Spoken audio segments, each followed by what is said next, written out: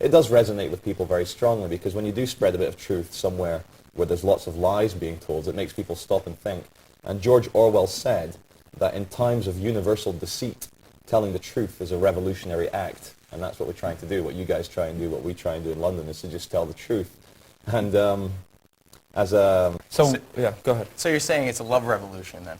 it is a love revolution, but I'm sometimes uncomfortable with the whole hippie peace and love and light, you know, that whole thing, because we are facing a very serious problem.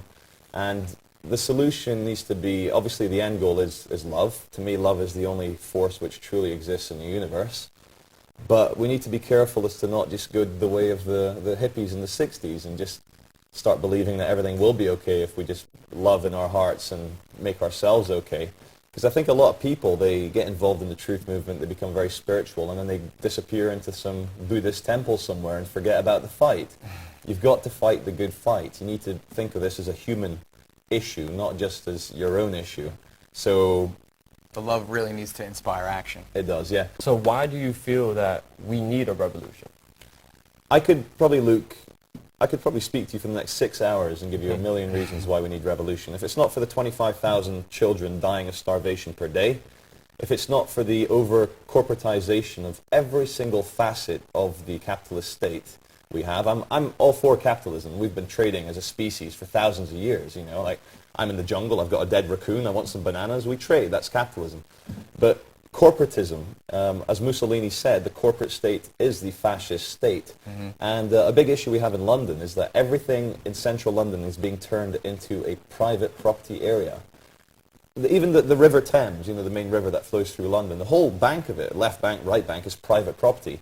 And as we know, in a corporate zone, in an office, you know, when you work for a corporation, the simple rules of free speech, of humanity do not apply. You can't go to your boss, your manager, and express your ideas about 9/11. And they're doing it in this world today. What do you envision as a solution to everything we face? It's going to be very complicated and very difficult, because we've had now probably about 70 years of mass hypnosis, brainwashing. Television is probably the biggest enemy of this, because television does two things. It hypnotizes you and makes you also feel less than perfect. And when people feel powerless because they don't look like the kids on Beverly Hills 90210, they don't look glamorous like Barack Obama and his wife, Michelle. That's her name? Yeah?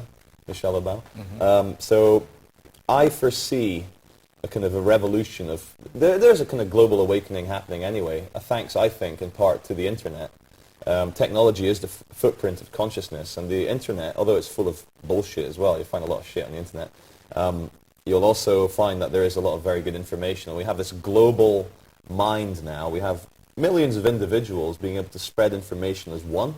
So the timing is perfect. And what I foresee in the next couple of years is a situation where, I know Cindy Sheehan's organizing this here in Washington, D.C., but to have 1 million or 2 million people congregate around the center of power and not leave, because that's the big problem with protests in London, is that people will protest, wave their flags, and then go home for a cup of tea afterwards. So the police just have to wait it out. Whereas if 2 million people took over the centre of London, outside Buckingham Palace, which is the Queen's Palace, outside Downing Street, outside Parliament, and refused to leave, we need to work really hard with the armed forces and the police to make them realise that they work for the people, not for the Queen. Even though they swore an oath to the Queen, it's all lies, and we need them to be prepared to not open fire on the people. Because once the police protection, once the armed forces protections of the elites evaporates, then they're exposed. There is nothing there. You can literally walk in and bring about a revolution without firing a single